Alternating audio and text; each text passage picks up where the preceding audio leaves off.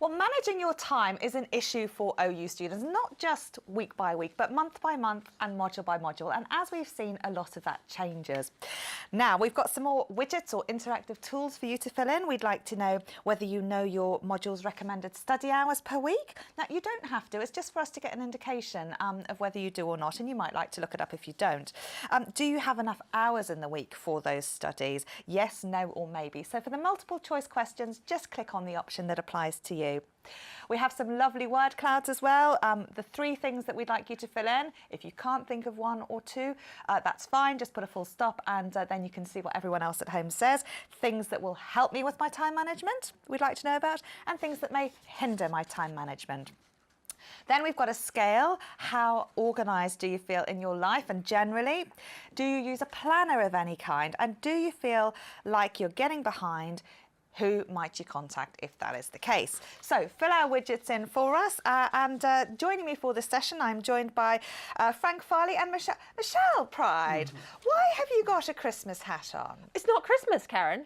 No. I thought it was Christmas. It's now, we've done Christmas. I got myself in a muddle. Or maybe I'm really organised. And I'm planning. I could be planning for next Christmas. It's really important that you plan. Exactly. That's the most important thing. I'm going to take this off now, if that's all right. No, you can't come in here with that. Okay, Mychelle, Okay, you can. It's very hot in here today. So we like to say, make a realistic plan. And it is your life jacket, not your straight jacket. And I think that's a really important point, is that you need to make a plan that works for you and be realistic. Do you have childcare responsibilities? Do you have a weekend away coming up? Do you have something that you know is going to take your time? Well, don't fudge it. Don't say, oh, I can fit in 4 hours here, if you can't. So the first tip really is make a realistic plan. So there are lots of ways to start with that, but the first thing you should do is go to Student Home. And on Student Home you can find which is the website that students will go to. Yes, that's right, that's right. So when you'll receive an email as a student that says, click here, go to your Student Home, and you can see each module. And when you click into the module, you can get a plan. So Frank's very kindly brought these big plans, and it's a week-by-week plan that you can get on your module. And within each week, it tells you what you can do, what you need to do. And I'm a student at the moment as well, and I absolutely love ticking the dots. So I tick the dots and I think, fantastic, I'm moving forward for my module. But go to Student Home, get the plan, find out when your assignments are due, put them in the calendar, put a week before, 2 weeks before as your end date for finishing the assignment. So don't say, if the assignment's due on the 20th of February, don't say, okay, by the 20th of February, I've got to have this done. Say by the, I don't know, take 2 weeks off of that, and by the 6th of February, I want to have it done. And in that case, you're building in some spare time in case you get life, because life happens, life gets in the way. I think it's really important that you make that realistic plan. And then once you've made that plan, share it. Put it up on your wall, tell your friends and family, let people know, look, I've got a pinch time here because I've got an assignment due. Or, wow, when I looked through the study planner, there was a lot of reading in week 6. So I've got to actually really find alternative care for the children. I've got to find other ways of studying, maybe even take a day off work. Whatever it might be, when you've got a pinch point, plan ahead for the pinch point. Because life does get in the way, and when it gets in the way, if you've planned and you've started early, you can then give yourself a break. So I say to my students, I say to myself, be gentle with yourself when you need to be gentle with yourself. So don't berate yourself if you've missed a week or you're behind in your plan if it's slipped, but be firm on yourself when you need to. So I had that last module, Karen, I must confess, got a bit bored with one of the topics, could not get started. And so I just kept waiting and putting it off. And I had every legitimate excuse under the sun to not start.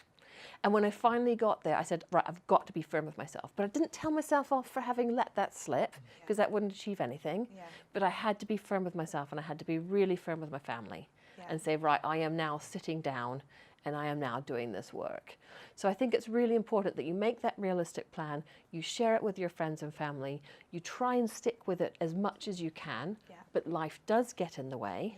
So if you have to let it go a little bit, maybe you have a health issue, and if it flares up one week, well, you've got to take care of your health first and foremost, because if you're not healthy, you won't study well. So you've really got to take that. I mean, there's the difficult times of year as well. You know, January is very difficult for people.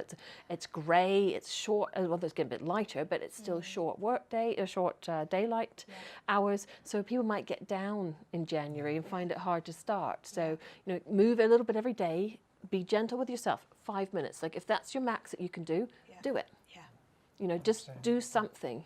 And then if you're, you know, if some people do a couple of hours of exercise a day, well, that's great if they can fit it in. But don't compare yourself to that person. The thing with being an OU student is you're competing against yourself. And whilst you've got colleagues and students around you and other people there to support you, ultimately everyone's got their own agenda. They're all doing their own thing. And what you do or what I do or what you do is going to probably be very, very different in a given week. And it's about finding the right thing for you, isn't it? Yeah, I mean, find that platform. I mean, be a successful independent learner. That's what OU Study is all about. But the tools are there for you to develop that platform, especially through the homepage. And in terms of time management, some excellent tools on there. But ultimately, yeah, be that successful independent learner that you know you can be, and the tools are there. Yeah, no, absolutely. Now, Mychelle, you were on the hot desk before talking about stationery and resources and things. You've been speaking about getting the study planner on your wall and, you know, highlighting and using things. How would you advise students start looking at that and thinking about their time in these blocks? So in the very beginning, you just need to figure out when in the week do you have free. So there's a great tool, and we've sent HJ the link, so hopefully he can post that it's an interactive study planner that the OU has. I know, it's really good, isn't it? And so there are a couple of things that you can do with that by planning in which days you might say. So I ice skate. So for me, Fridays and Mondays are absolute no-goes for study. And then I skate Saturday and Sunday mornings, but I say, right, when I get back from skating, I'm going to sit down and do some studying. So I think it's really important to figure out when in your week. Some people will need to grab a couple of hours each evening after the kids go to bed. That's fine, but start with saying, right, when can I study? When can I actually study? Where am I going to study? So figure out when and where, and what do I need to study? So just ask those when, where, what, why, how questions. You know, what do I need to study? Get yourself set up, be prepared. Figure out when you're going to study. Again, share that with your friends and family so they know. So don't reward yourself with the pub before you've studied. No, or you won't remember it. Exactly. Study first and then reward yourself. That worked quite well too. And I fully appreciate that things get in the way. You know, life is very difficult. But start with that planner so you know when. And then Frank's come up with some just looking online, some study session planners. So there's just where you can figure out, okay, what am I going to do? When am I going to do it? I don't know where the camera is, so you call it, when am I going to do it? So it is about figuring out. If you go online and you type in study planner to Google, you'll find lots of different things. Or any other search engine. I'll show these to the people at home. No? Let's see if we can get a close-up of that. Give you that one next. So you can go online. You can create your own study planners. You can purchase a study planner. So we've got the low cost option. There's the high cost option. You can create a digital study planner, but make one that works for you. Some people, I love spreadsheets. You know, so you're putting it all in a spreadsheet, color code it, do whatever you need to that works for you, or even get a weekly planner. This is what you might get for menus or for food or for something fun like that.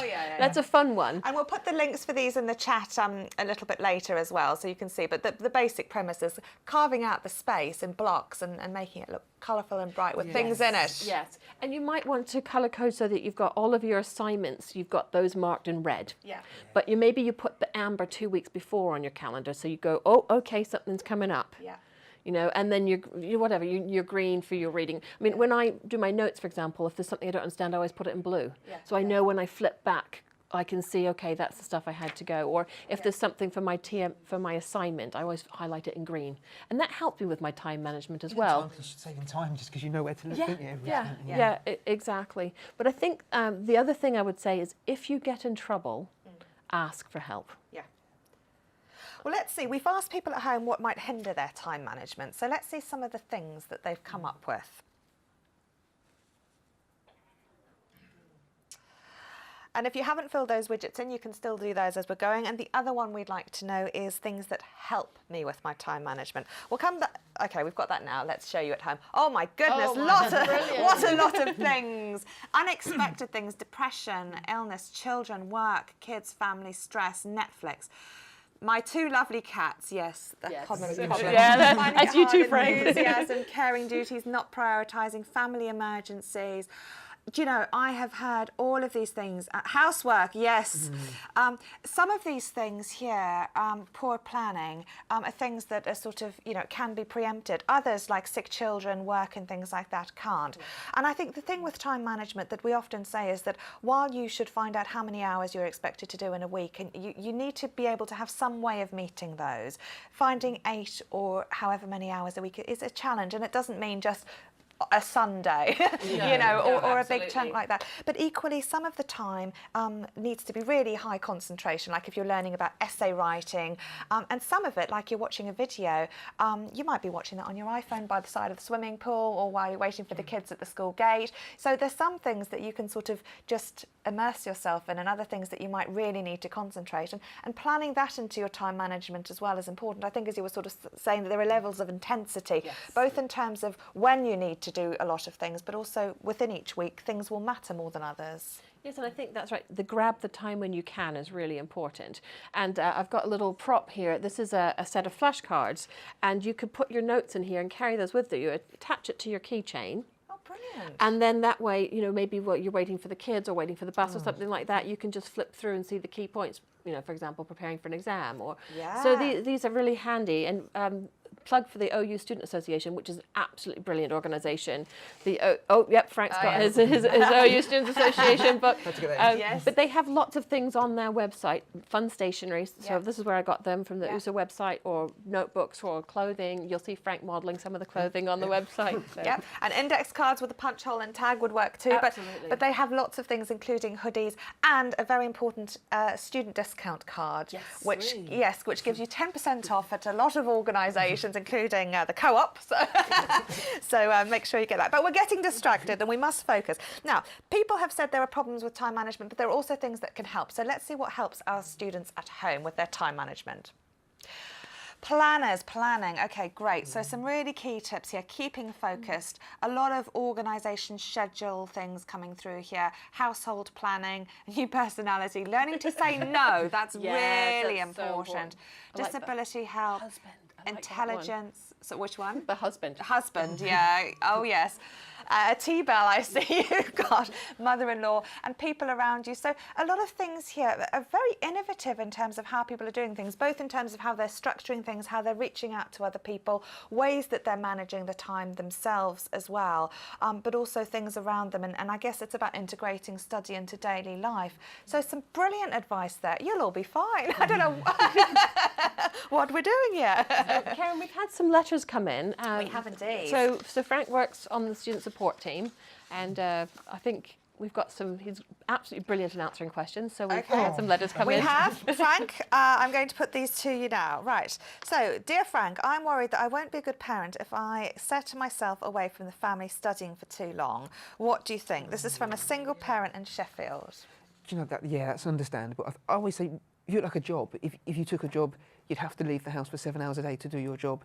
I mean, you've got to view study. It is that kind of commitment. You know, it is going to require your time. So you shouldn't feel bad for going to work or studying. You know, you're helping the household. So certainly don't feel bad. It's no different from probably doing a job. But, you know, you are going to have to put time aside and therefore take time out of the family. Being a role model too.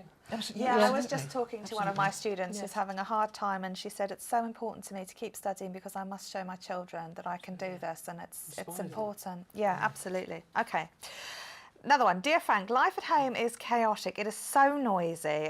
Sounds familiar. And I'm worried I won't be able to study and will get behind. Can you help? This is from Caught in Chaos in Coltrane. I mean, pick your study environment. I sort of did a lot of my study in the library here on campus, and I would sit there at 9 in the morning and leave at 5 at night, but I'd get so much more work done. I mean, one day in there was almost twice as productive as a day sitting at home with the cats, as you know, Mychelle, or the TV. So I think that is a big part of distance learning study. Find that environment that you work best in, and if it's a library, it could be, you know, at home in the corner, but yeah, you try and work that out as quick as you can. Yeah, absolutely. Or even on the side of a swimming pool, or as someone has said, in a cafe. Great place. To work. Yeah. And the other thing, in addition to that place, is that you could, of course, define what you're doing. I want to watch this video in 10 minutes while I'm waiting for the kids. I want to read this stuff. So having those clear goals, which I think were things that came through as well, it just sort of helps shape that focus, doesn't it? Okay, this is another increasingly common one, Frank. I'm studying 120 credits, which is the equivalent of like full-time study. Is it really going to take me 34 hours per week? And that's from Confidence in Cardiff. I would have to be inclined to say absolutely. I mean, at level 1, I think when you get in that mindset, if you take on that full-time study, it is going to take those 32 hours a week. Maybe year 2, year 3, once you've developed your study skills and you found bits of resources that help. But I think absolutely at the start, it's treat this as important as you can. It's going to be 32 hours a week. You might find some weeks that you can, if it's a non-assignment week, you can maybe reduce, but then overstudy the following week. But it's all about the planning, as you know, time management and planning. But yeah, certainly don't go into it with the mindset of, I might be able to knock off 10 hours here. No, it can be a risk. It's a big risk. You're doing It's yourself that a disservice. time, isn't it, as well, and incorporating things that you're learning and applying some of the content to the skills, and that does take time, you don't doesn't want it? things to catch up, because as Mychelle said, it can get you, you can get you down sometimes if you're constantly fighting. So, and you want to enjoy what you're doing. So Yeah. So the important thing is being realistic about how many hours you've got and trying to find a space in your week, however that might be, to get that time so that you can use it effectively. Okay, here's another one. This is a common one and something that Rachel and I were talking about before. Dear Frank, everyone else on my module seems to be getting on really well, and the way I feel behind, I can't catch up, and I feel like other students are more organised and better than me. What should I do? This is from Way Behind in Weymouth, and I see this so often. yeah, Karen, it's a shame when you say that, because you shouldn't be so reflective or hard on yourself. In anything we do, there's always you're always going to perceive things. But no, I certainly wouldn't say be hard on yourself. But certainly speak to your tutor, because if you've got any doubt, any self-doubt, speak to your friends and family. But most importantly, speak to that tutor and the support team. But the tutor will hopefully be able to give you the right advice. But between the tutor and the support team, but primarily that tutor, just share your thoughts, because you don't want them to allow those to grow in your head. It's never too late. I think get help as soon as you possibly can. As soon as you start to feel behind, ask for help. Yeah. No, it's so important, isn't it? Okay, here's another one. Dear Frank, I have a TMA due, a tutor-marked assignment. This is one of the various pieces of assessment that you'll be doing. I have a TMA due next week, and I just haven't had time to get to it. I'm thinking about deferring from my module, which means like stopping doing it. What do you think? This is from Worried in Wolverhampton. Always make that informed decision. So if you're having those feelings or thoughts, speak to your tutor, speak to the support team as well. But there are always going to be options. Every student's different, and all circumstances are different. It may be that could an extension and catching up, could we maybe rejig a few things to keep you on course? Could it be coming off it? And unavoidable, unforeseen things do happen. So sometimes there isn't a solution, but at least reach out and make contact, because we will give you all of your options and allow you to make that best decision for you. Okay, here's another one. Dear Frank, I contacted my tutor this morning to talk about the exam in a couple of weeks, and I haven't heard back yet. What should I do? From Eek, there's an exam in Edinburgh. Oh, don't panic, first of all. You will be fine. But, no, always get into. If you can't get through to your tutor, yes, I can understand that panicky feeling, but then get in touch with the support team. Sometimes we may not be able to give you the instant solution, but we can listen to what we can, how you're feeling, what we can do, and try and get you in a good place before the exam. But hopefully the right preparation, you'll automatically be in that good place for the exam anyway. But things like this, we can help you overcome in the support team.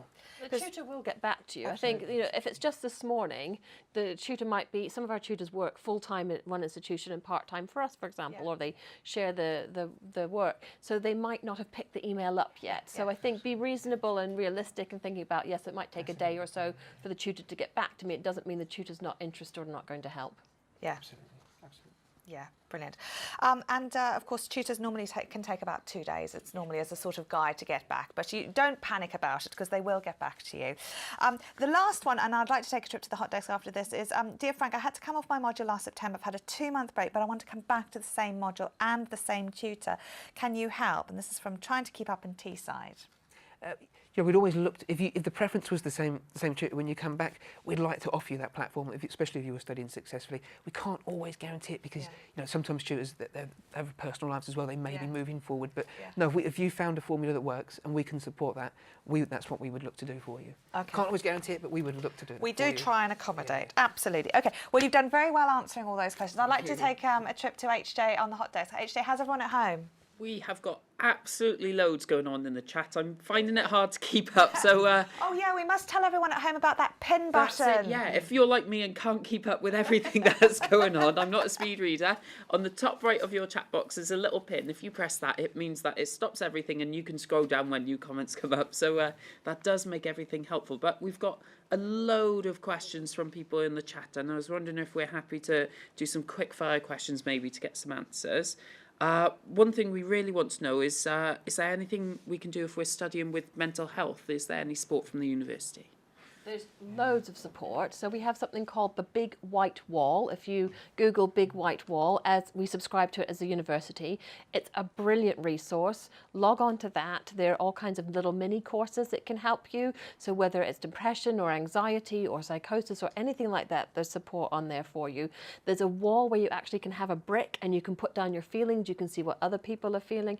It's a fantastic resource. So that is one resource. And then the student support team. Absolutely. So yeah, and even through the student homepage, there's lots of resources we can signpost. I mean, we've listened, to how you're feeling, what we can do for you, but certainly signpost resources. There's so many resources, and these things can get, if you don't address them early, they can get worse. So if you are feeling that way and you feel your study is causing you anxiety, do share that and speak to your tutor, your doctor, and the support team. And if you have a disability, whether that's a mental health issue or a physical disability, then it's advisable to speak to the student support team and get that noted on your record, isn't it? Absolutely. We want to support you. We want to give you that equal platform. So if you don't feel you've got that with your disability, or you feel that something's impacting you, let us know, because we will make sure that you've got that platform to be successful. Yeah, We have a lot of trained staff in mental health support, so definitely contact us. There's an awful lot of resources, Mychelle, that helps a lot of students. So.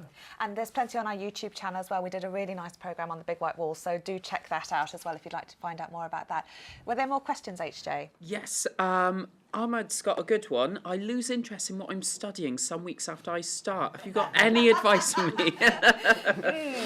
Stick with it. I just went through that myself. I went through that myself. I kept saying to my husband, this is so boring. And it was just a matter of being disciplined, being firm with myself and sticking with it, and knowing that ultimately the end goal is getting your degree, or whatever it is, whether it's finishing the module or getting your degree. It's just one little thing, and not everything in life is perfect, and not everything in life is interesting. So stick with it, work hard. I'm sorry there's not a better answer, but... And I think also figuring out, just saying, okay, I don't want to know about economics, for example, but what is this trying to teach me? What do I need to take from it? And can I just get through it and try and take what I need from it, bearing in mind that I may not ever want to use it again, especially at level 1, where there are these interdisciplinary things. We like to give students a taster of things, because you never know, you may be, the next politician, for example. So it's great to get an experience of these things, but also figure out, why is this included in my module, or ask your tutor even. Well, the irony is with that particular section, I've ended up talking to so many people about it. So I stuck with it, I learned it, and now I actually use it, and I never thought I would. Yeah. So if you resist these things, it makes it more difficult. I think just view it as, I need to get from A to B, and this is just that small challenge. I must say that's kind of what I thought. I was really prescriptive with the way I was dealing with the assignment. I just broke it down, chunked it down, and I actually got a good mark on it. So, work at it. Just keep at it, isn't it? Yeah. Brilliant. Aisha, any other... We need to wrap up now, because it's normal. Just one more question then. I think Ruben's got a fantastic question. He says, what do I do if I don't think I have everything set up for my access course? Stuff like disability support, payments and bursaries. What should we do? Yeah. I mean, that can be challenging, because you do need to get these things in place before the module starts. I wouldn't be too despondent. It depended on the disability and the needs, the additional needs. We would look to see what we can put, the support in place temporarily if we can. If we couldn't, we'd have to have that conversation. Do you have that platform this year? Sometimes, if they don't have that, if a student hasn't got that platform, we would ask, would maybe the next module, the next intake be? But ultimately, be as I guess, good session to focus on that point. Get that in as early as you can, be as organised as you can with if you do need additional support or needs.